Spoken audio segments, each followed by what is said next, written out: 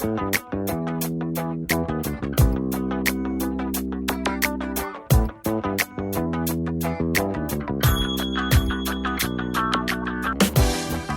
to the show, everybody. My name is Pete Wright, and I'm here with Dane Christensen. Hello. And Megan Strand. Hey. And we are the Naked Marketers. And, we've had a little trouble getting started today. Let's go ahead and get that out in the open. I got to tell you, I'm a little under the weather, a little bit loopy, maybe just a tad medicated.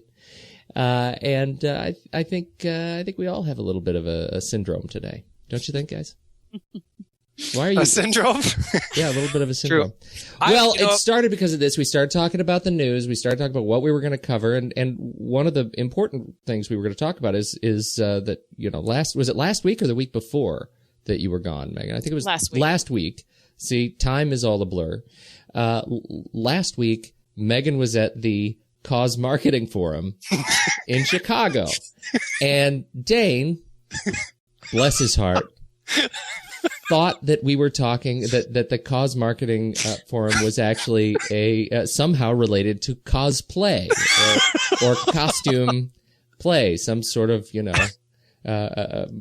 I thought it for just a short while. Alternate lifestyle. Well, longer than that, I think, to be fair, and began researching in our pre-show various cosplay related tools, so to speak. And one of them, to bring it back to the show, that you found, I think that you wanted to share, is actually a story that links cosplay and cause marketing. Oh, No, yeah. No. There is not. There is no connection.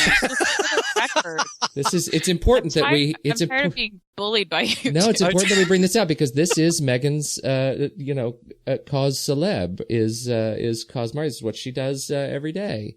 She's a player in the field, and we need to understand it. And so I think it's important that we get it out on the table. Here's the problem, though. I got distracted from that story.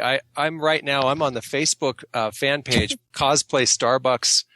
And I hate it when I'm late for news. News like passes me by. It's been May 1st was Wear Cosplay to Starbucks Day. And on Facebook, it's facebook.com/cosplay Starbucks. They've got 4,300 fans, and everyone has pictures of the cosplay that they wore to Starbucks on May 1st. I completely missed it. But it probably explains quite a lot from May 1st when people had some interesting experiences at Starbucks. Oh. Well, did they? Don't know. What really, to go to Starbucks and dressed in your finest Final Fantasy 13 garb. Right. I don't know. What is in vogue in cosplay these days? Is Mario in vogue, or do we have to stay with the more contemporary, anime gestalt? I don't know. I'm looking here. I'm seeing a lot of blue hair. A lot of braids. A lot of braids. You really got to check out this site. I mean, this is fun stuff. Yeah, and I want to get a little deeper. I want to know if this is some rogue marketing effort from Starbucks somehow. This is what you're going deep on, Dane? All right. So, we do need to talk about the Cause Marketing Forum, right? I mean, that was a big deal. It was all the way in Middle America. It was in Chicago, and flyover state. I think you guys would have been very surprised at who was there because it was a pricey conference, and the people that do cause marketing for a living are come in two camps. One is big brands.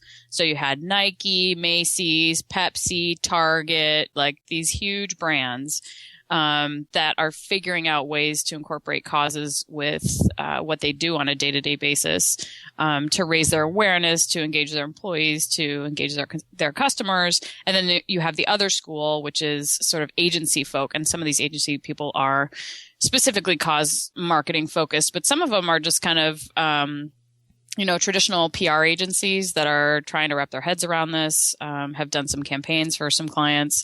But it was pretty impressive. I think the people, and of course, the nonprofit community was there as well, but it was nonprofits like Feeding America that do cause campaigns all day long, every day, and raise a gajillion dollars. So the bigger nonprofits that are playing in the space, Komen, of course, which was an interesting discussion, or lack thereof.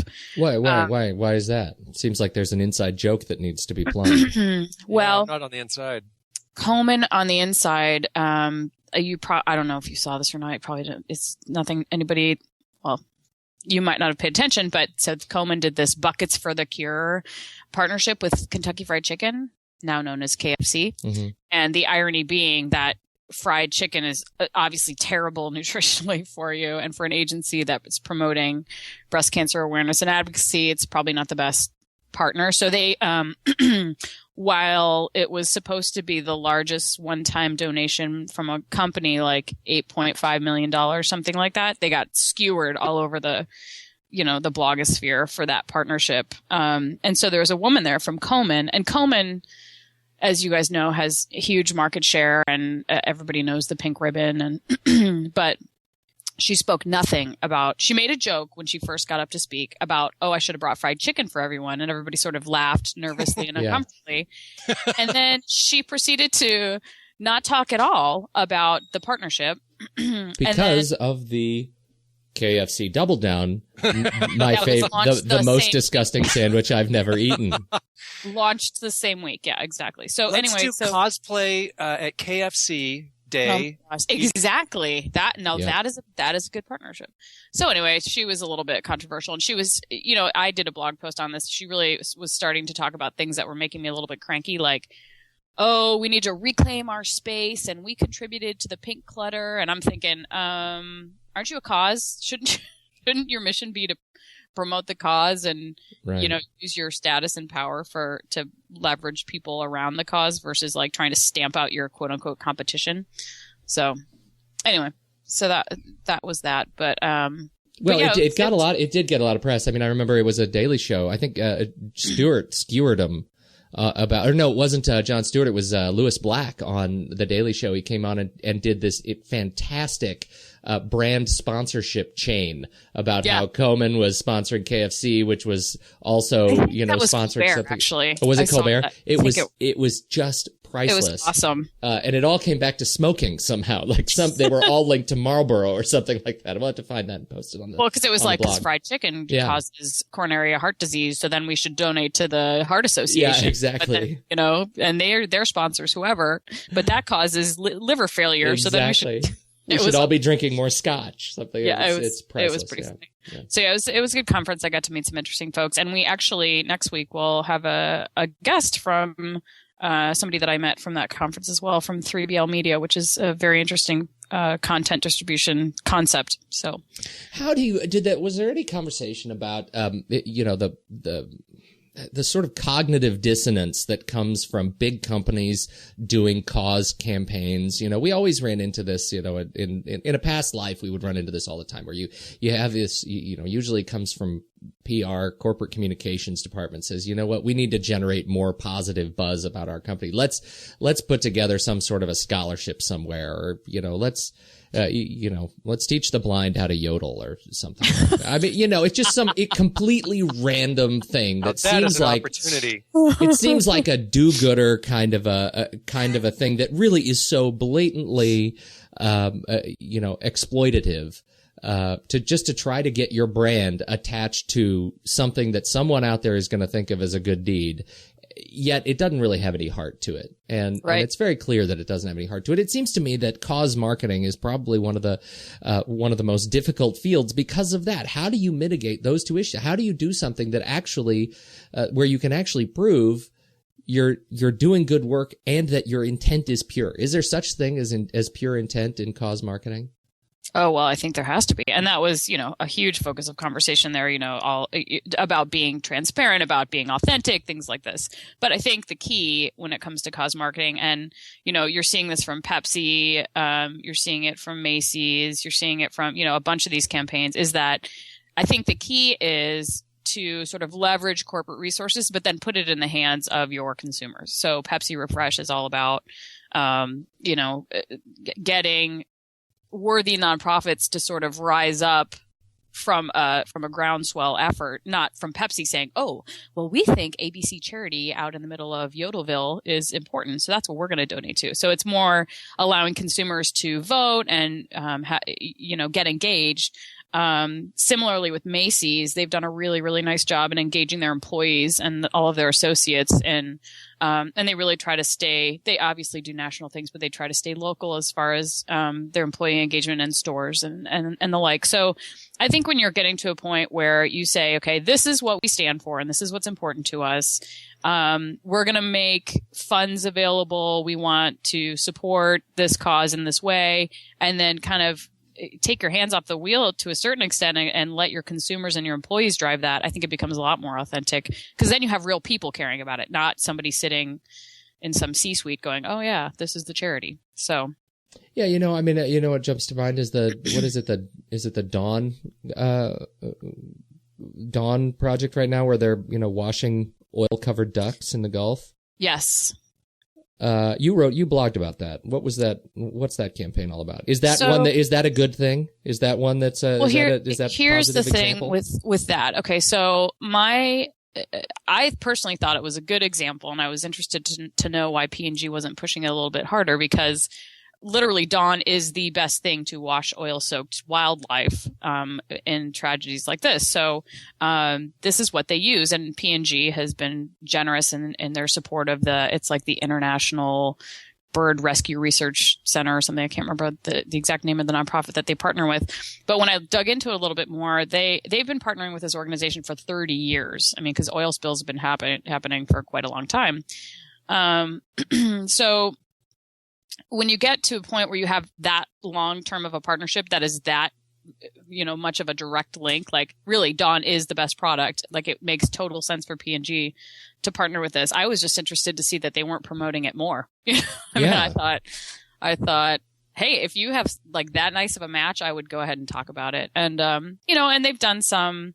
It's on the bottles. It's on some bottles. Not all the bottles. It's on some bottles. And, ironically, this particular campaign where you see all the little ducky Dawn bottles, like people are getting more aware of it. But that actually started, I want to say it was November. Like this, it's a campaign that's been running before the oil spill even happened. So I think that worked very well in their favor, in that it wasn't in response to the Gulf, what's going on in the Gulf right now. So interesting. Yeah. So, I think you have to be very careful. There are plenty of slippery slopes in cause marketing. And to me, I think cause marketing is a step toward greater social responsibility and just sustainability in general. It's not the end all be all. I did a post recently on Levi's as well, because I think they do a really nice job. They have spent a ton of time and money and effort to figure out what their impact is on the world with their product. They've commissioned an external study to do sort of a whole life cycle analysis. And what Levi's has found is that the biggest impact of their product, it comes after the fact, like after the purchase, because people are using hot water to wash their jeans. And then, eventually they may end up in a landfill. So what they've done is taken cause marketing sort of in reverse. And they did this study first from a sustainability perspective. And then they wrapped a cause campaign around they have something running right now. I can't remember what it's called, Care to something. And it's about, find alternative ways to dry your clothing, other than a clothes dryer, because that is a huge impact. And then they've also have a partnership with Goodwill, and they have like the first care tag in their jeans that essentially say, wash in cold water, line dry, and then donate when you're done, which is kind of a cool little thing. So I like that approach. And I think that's eventually where you're trying to get with cause marketing. I don't think it's an end all be all. Well, I did find some pictures of Megan at the conference that maybe we can get posted up on the site. Megan visiting Starbucks while you were there, or am I confused? On cosplay day? I think so. Isn't that her in the purple hair? There's some. Is that Megan? Is that you in a Sailor Moon costume? Thanks for keeping it real, Dane. I appreciate it's important to have a celebrity identify with your cause campaign, right? That's a vehicle. And Sailor Moon just might be it. I love these pictures. Oh my gosh. Well, I'm so glad to know, Dan, that you not heard a word I've said over the last 10 minutes. I keep trying to picture you guys in cosplay uniforms at the cos marketing. That needs to be done. I think we would have. I think sounds like there were lots of sharp folks there. So we've got we've got 3BL Media is going to be joining us to talk about some of the work they've been doing.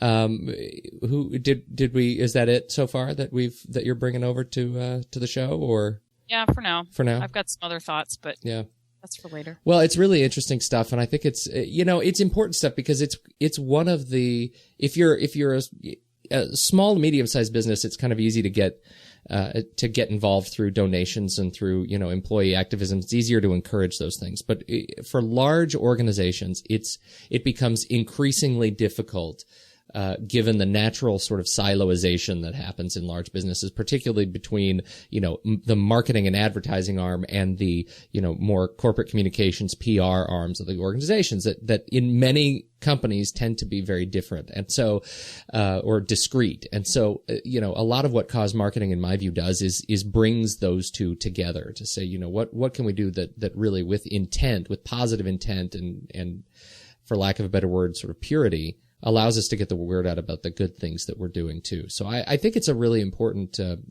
field to investigate. And I don't think there's a whole lot of discussion.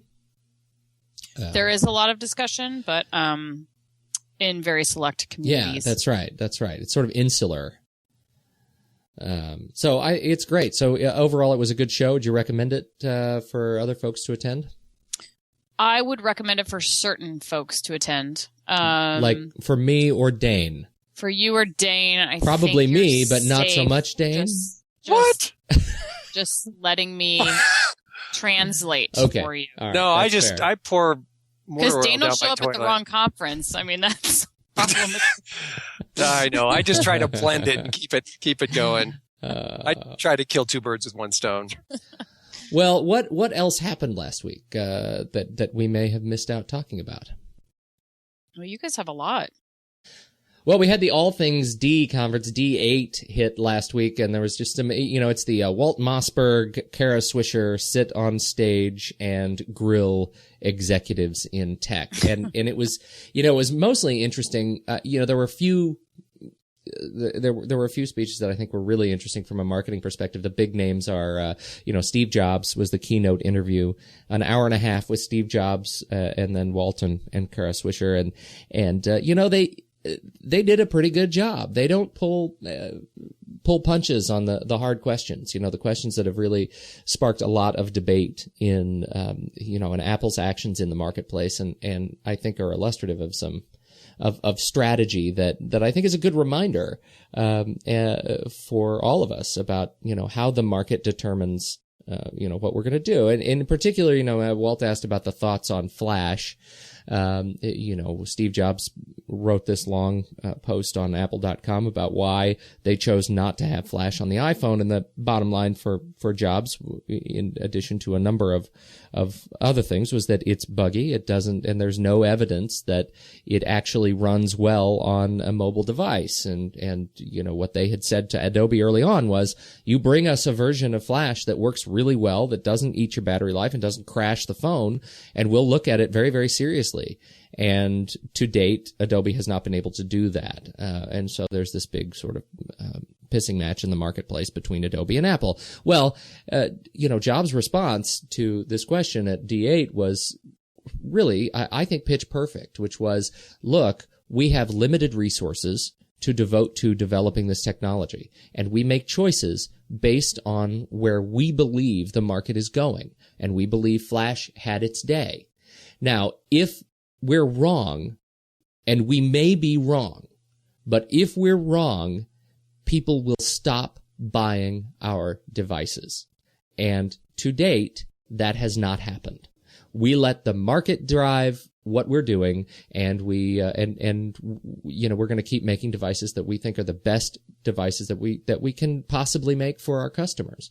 Well, Pete, that's kind of one of the points is it's both market driven and I think this is where Apple continues to be very, relevant, is in designing things with integrity, or designing things that they really believe are the best things. I think that was a point you were talking about a little bit earlier about that he really came across with in his interviews. And I think you might say about Steve Jobs on a personal level, he may or may not be a raging jerk. I'm not, like I've read a lot of things that make you think like, wow, he might be really very difficult to be around. But he's just relentlessly thoughtful. I mean, to listen to this guy talk about, I mean, he is driven and very. I mean, this interview is, and many of his interviews, I think, are incredibly thoughtful. Really, and when he talks about like what you're saying about Flash, and I mean, you hear a lot about how he's all marketing hype, or like that's his thing is, the marketing genius of Steve Jobs. I don't know. I mean, I like watching the keynote addresses, but I don't think they're brilliant per se. Like, I don't think it's the greatest presentation ever per se. They're not, you know what I mean? Like, it's not, I don't think that's necessarily, his heavy play. I think it is, like you're kind of driving towards, is just that, that thinking about, what really drives the best product and the best user experience. I think you have to say that. I think whether you're into, Apple products or not, you have to say that. I think that's a really key lesson is that, whatever you think of, Apple's products versus anything else, they are from the inside out, they are machined, really to be beautiful, positive experience products. And I think you're absolutely right. And Steve Jobs does not give a lot of interviews. And when he sits down and you ask those questions and he's able to answer, you really get a view inside a process that is so hard to really wrap your arms around. It's so easy to look at it as just marketing veneer until you hear his voice as the voice behind it. It's just got a lot of integrity in the process. And I think that's a really good point. I like this little quote from the interview. We never saw ourselves in a platform war with Microsoft, and maybe that's why we lost. Yeah, I thought that was a really great point. Did you watch it actually, Peter? Yeah. So did he seem angry about the whole Flash thing, or did he just seem like, hey, he seemed agitated. I don't think he was angry. I think he's agitated because he says, we didn't start the public fight about this, and that was something he said a couple of times. We didn't start this with Adobe. They got mad and they came at us, and so this is a response to this public furor that is apparently such a big deal, and yet people are still buying iPhones. So who thinks it's a big deal besides Adobe? Well, I mean, I don't. Yeah, Adobe and about 3 million Flash developers. And yet, you're seeing more and more sites. I mean, I'm running into as there many of my peers, fewer and fewer sites that have any Flash issues at all. All these developers seem to be making some changes, evolving, and that's just the nature of it. And I think, Adobe's, this was Steve Jobs' public call to Adobe that, if you spent less time bitching about it and more time developing awesome HTML5 development tools for all of these developers to begin using, maybe we could just move on. Yeah. And that's of course what Adobe is going to continue to do. They make great tools for this, and they will continue to do it. I think it's just, we're seeing this is the pain of a radically evolving business over a very short timeline. And HTML5 is evolving pretty rapidly now, right? Right. I mean, Safari 5 came out with even more, support for HTML5, standard. And these browsers keep coming out that are the latest grades. I think there's probably more attention at the general user level in browsers. I think people are upgrading faster when they notice that a new browser version has come out. I think there's more attention paid to that right now than there was, say, 5 years ago. And so, we're seeing sites that are able to take advantage of these new technologies much more quickly and are sort of driving the speed of adoption. And that's important. even Internet Explorer or even Microsoft has an internal position that is dedicated to getting people to stop using IE6. It's time to move on. And Internet Explorer 9 is going to have really rich support for HTML5. Internet Explorer is usually the last player. Well, in this case, they're still the last player in the ballgame for standards. And this time they're coming out very publicly saying, yeah, we know this is where it's going. And if we can help people develop great websites and not have to use plugins to do it, like Flash, which is a plugin, then we want to be on board with that. So that was an interesting, I'm talking a lot of tech stuff, but really, I think there's a lesson to distill out of this, which is that, in this case, in a market where there is enormous competition, in the United States, there are 4 major cell phone carriers. They all have their own, pluses and minuses. They all drop calls depending where you are. They all have, plenty of robust phones. The fact that there is such furor over the fact that the iPhone doesn't have Flash or that the iPhone is only on AT&T is, it may be, this is an emperor with no clothes that, really, if it's that bad, stop buying it. Right. I can tell you, I should be fairly predictable. I'm going to be there on June 15th clicking.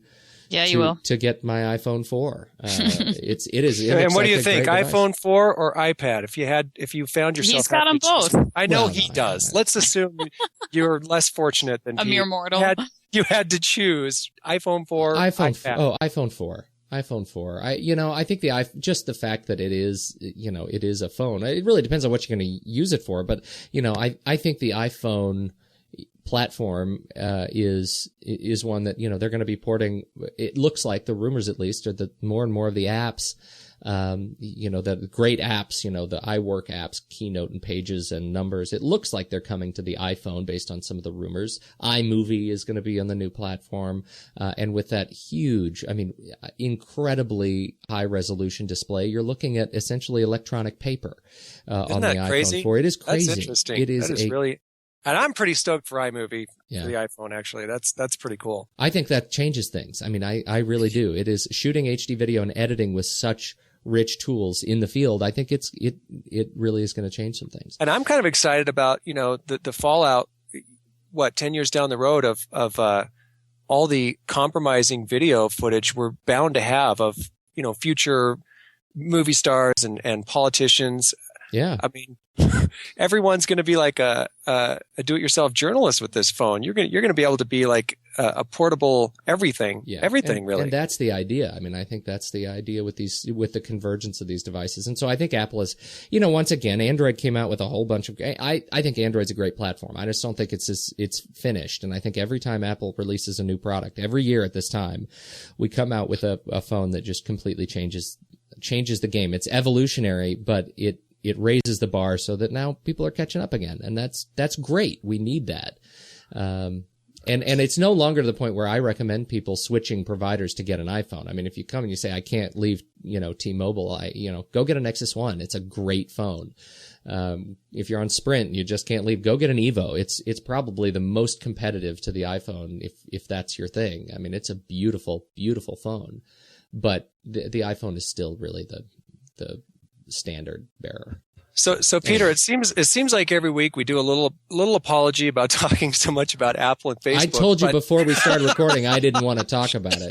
It's like the mafia. You keep dragging me back in. Well, now we have to talk about Facebook. Yeah, I was going to say, I want to hear. This was the D thing, right? This is hilarious because I'm watching it on silent right now, and I just got through the part where mom swisher. I see. I like. Tell what happened. No, he's poor Zuckerberg. Mark. Poor Mark. Poor little boy. I don't know how to. I don't even know how to talk about it. I feel bad for the guy. And I want to say because John Robert Scoble wrote a post on his blog about this because people are giving Zuckerberg a lot of trouble. I have given Zuckerberg a lot of trouble. I've called him, the bratty step cousin. I've said something, but the truth of the matter is this guy, Scoble is right on many, many levels. This guy, Zuckerberg, has created he's created a platform and a company that has hired, over 1,000 people to develop this, this tool that hundreds and hundreds of millions of people interact with every day. And that's a real gift to our culture at some level. It's a great gift as much as it is a curse. And yet, when you see him on stage at D8 and we've all been there, right? You're speaking in public, you're on stage, and suddenly something hits you just a little bit sideways, and you just don't know quite how to answer it, but it shakes your confidence for that 3 seconds that starts that snowball of confidence breaking, and eventually you hit the flop sweats, right? Where you now no longer can actually hear what's going on around you. All you hear is that echo and din. It's like somebody, you hear your own sweat dripping down your face. Exactly, but it's all superimposed over the sound of a giant gong going off on your head, and you get the tunnel vision, and so eventually when the sweat's pouring down your face, and Kara Swisher has to actually turn on the mom voice and say, "Damn it, Mark, take off your hoodie." That's a time where maybe you're not the best face for the company. And I don't know that Facebook has a face for the company. That's what I was going to say. I don't know who else it is if it's not Zuckerberg. I don't either. It's not this Elliot Schrage puppet. I mean, he's from his New York Times interview, he seems as much of a tool as anybody over there. There are some other people I've heard tossed around at Facebook, but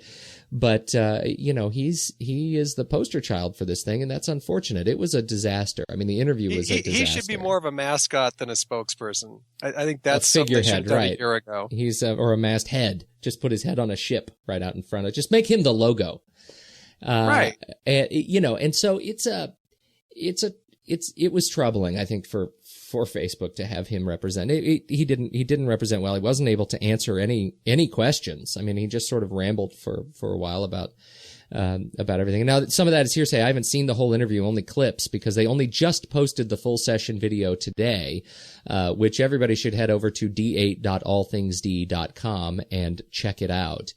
You can also check out a lot of other really great interviews. Julius Janikowski, is they have an interview with him from day one of the D8 conference that's really worth looking at. So, and let me just say really quickly about the Zuckerberg sweating thing. That happens to me a lot on this podcast. And Megan, if every now and then you could just remind me to take off my hoodie, I would appreciate that.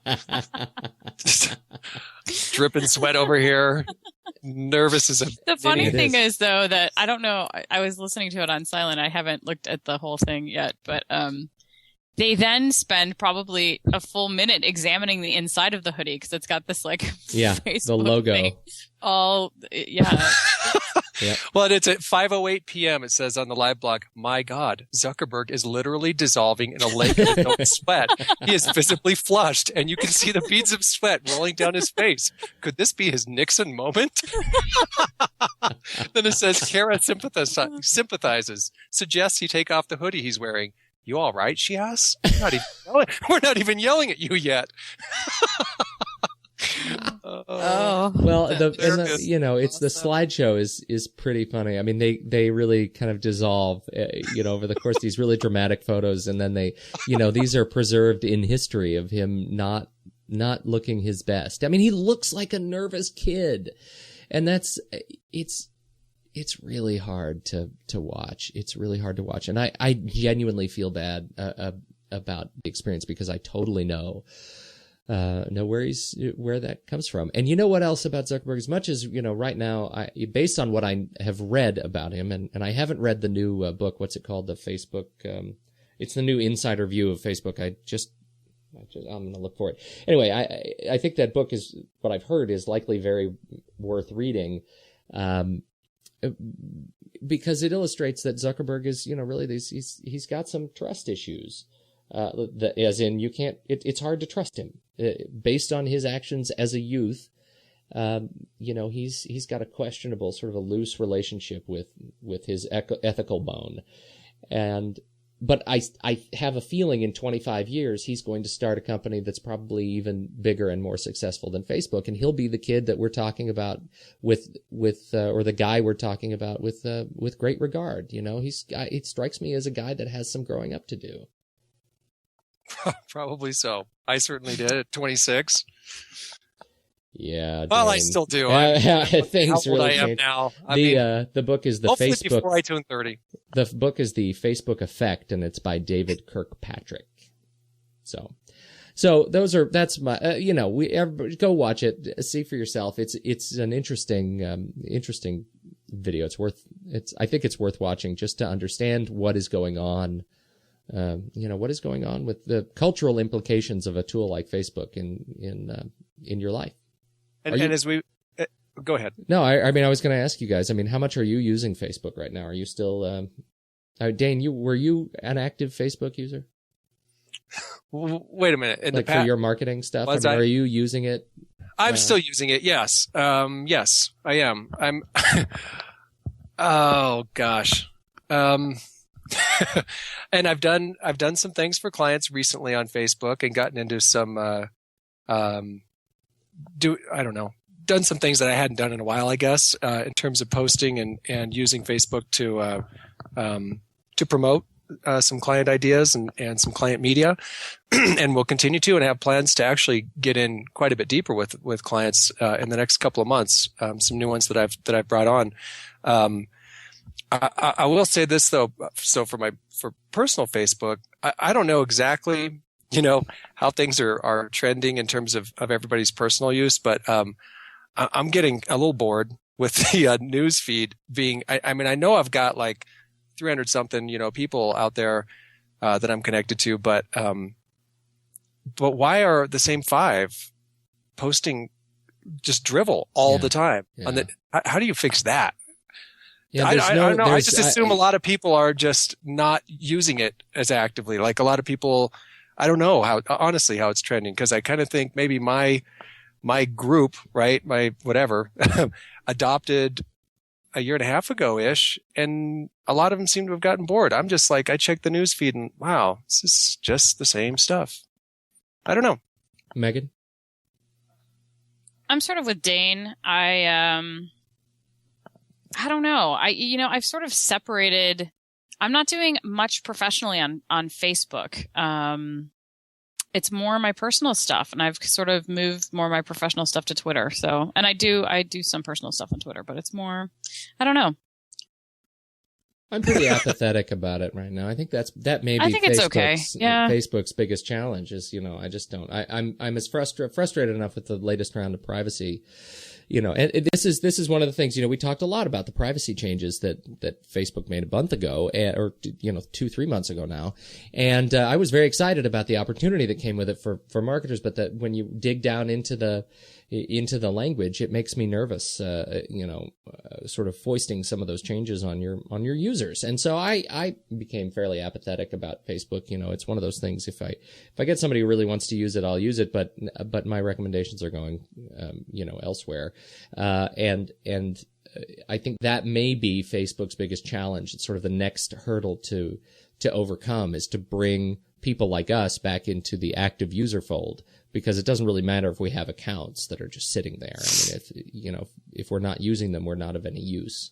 And I will say this real quick, because I don't know if you guys do any advertising on Facebook, but I have a client that I, every month or two, there'll be a budget for growing the fan base, which now I still call it a fan base. I guess it's the number of people who like you now, and that seems odd. But I was running ads for these guys that didn't differ terribly, and because they had great impact, they were fairly predictable, and I just assumed as they moved from fan to like, that those same ads would be even more effective. But I ran 2 or 3 campaigns after the change that did nothing at all. Wow. And I'm serious, like at the same budget levels, the same general sort of creative approach, went from, again, a fairly predictable and somewhat robust increase to literally nothing, or 2 or 3 like the budget was not being used, the daily spend. They were losing fans at a fairly, it was like not a bad attrition rate, but it had increased somewhat.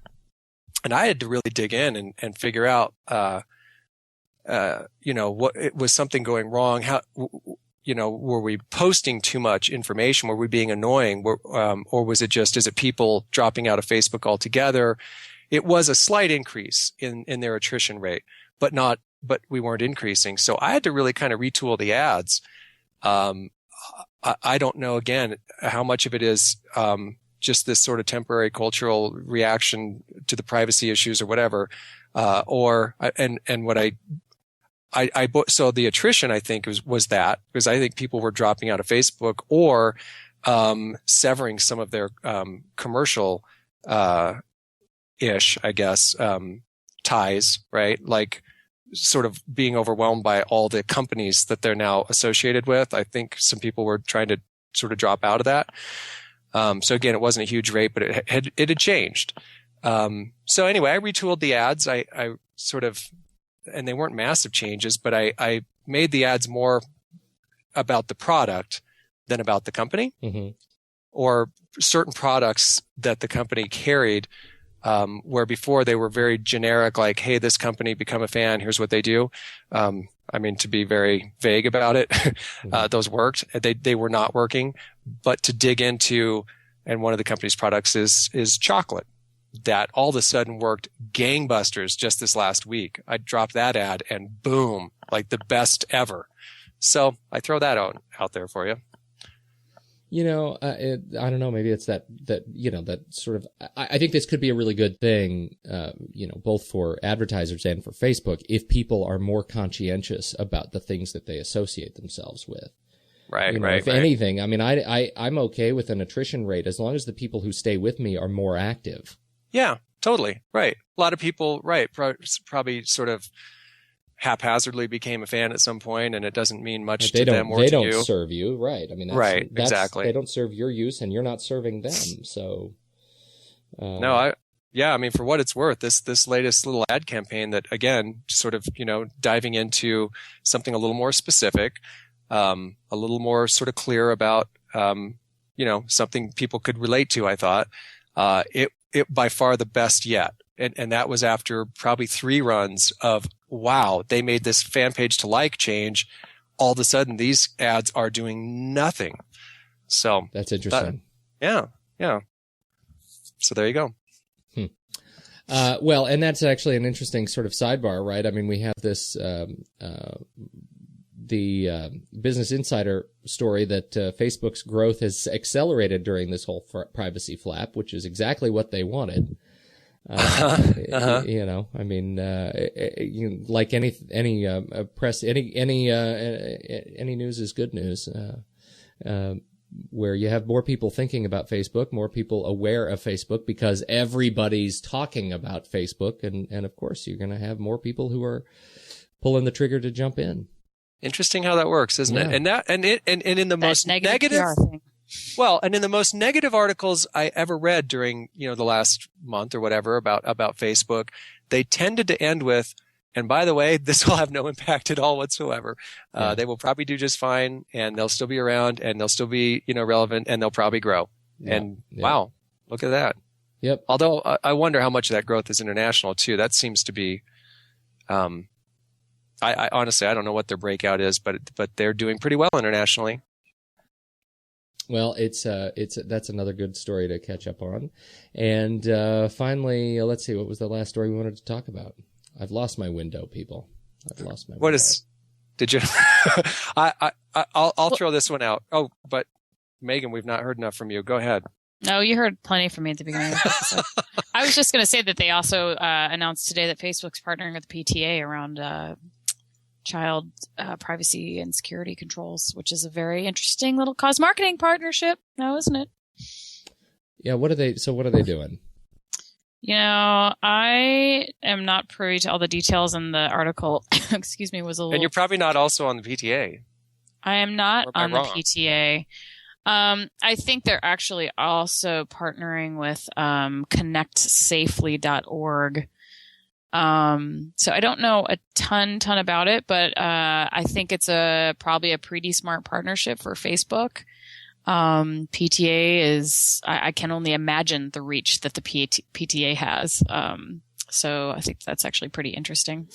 Well, after my little experiment with the open Facebook search, whatever website. Oh, no kidding. I really hope parents, are, or whatever, whoever can have an influence on kids and how public their comments are. Oh my gosh, the stuff that is just open to the world to find out that I don't know if people know.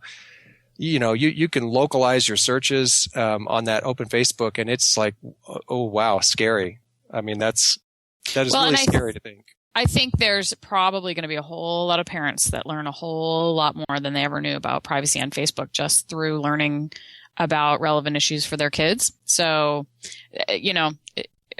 as juvenile as the executives of Facebook are, it's probably a really smart match for a lot of reasons. Absolutely. Absolutely. And I actually may have somebody who come on and talk to us about this too. So let's do that. So keep making fun. Right. Keep making fun, haters. You and your causes. Are there any causes anymore?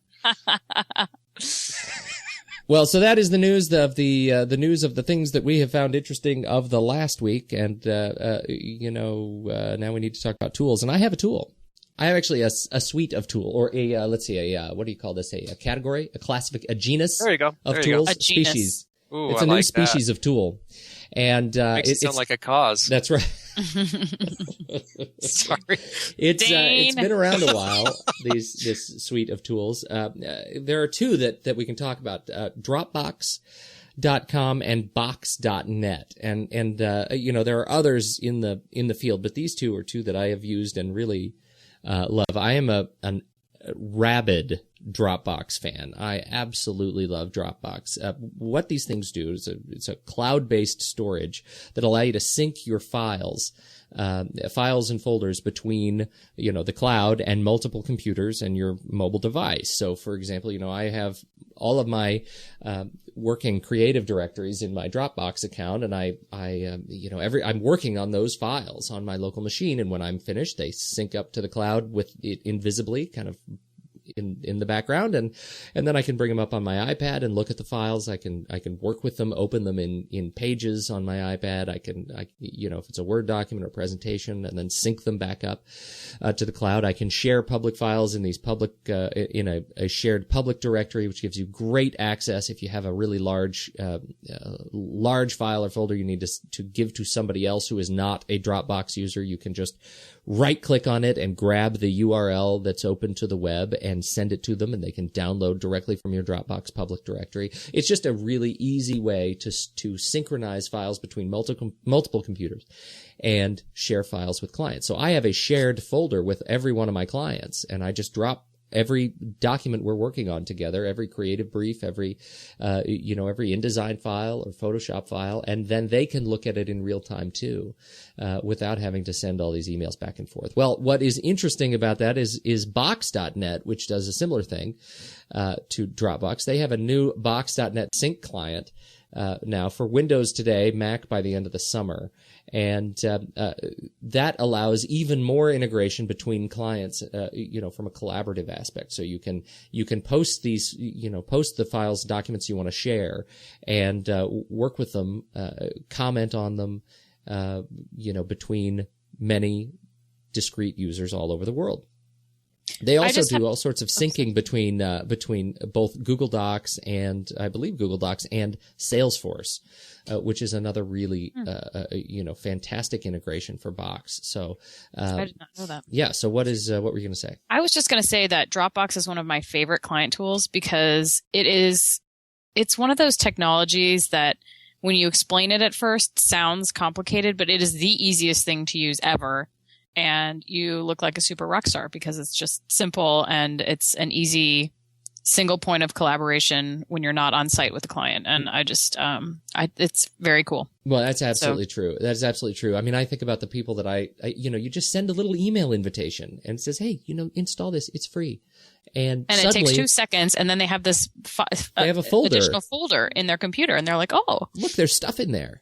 Well, and I will tell you, I've had 2 clients that have said, don't give me any more technology stuff. I can't deal with it. And I'm like, please just try this. It's so easy, and have never looked back. So I've never looked back. Yeah, it greases the skids for great sharing and collaboration. Microsoft and SharePoint, they've been doing kind of the shared folder thing for a long, long time, but it has never been as easy as what both Box.net and Dropbox.com have done. I'm not 100% sure about the Box.net pricing structure, but Dropbox is free for 2 gigs of storage. It is $99 a year for 50 gigs of storage, and $200 or $199 for 200 gigs of storage. And one of the sort of corollary benefits of Dropbox, I've done this a number of times, you get a new computer, and you all you do is the first thing I install on a new computer is my Dropbox little Dropbox application, and it begins syncing all of my most important files. It's like the de facto kind of real-time backup that I have running all the time. It just automatically downloads gigs and gigs and gigs of my most important files from the net. I don't even have to think about it. So it's a great little tool. Swear by it. You should too. Go get it. Do you pinky swear by it? I pinky swear by Dropbox. Okay, now I'm in. Yep, all right. I knew that. If there was a like button, I would like it. So that's a lot of commitment. It's a lot of commitment. Yeah. So anyway, that's what we have. What other news do we have to share, folks? No interview this week. We will be back with 3BL next week, right? Yay. All right. So thanks for putting up with this drivel.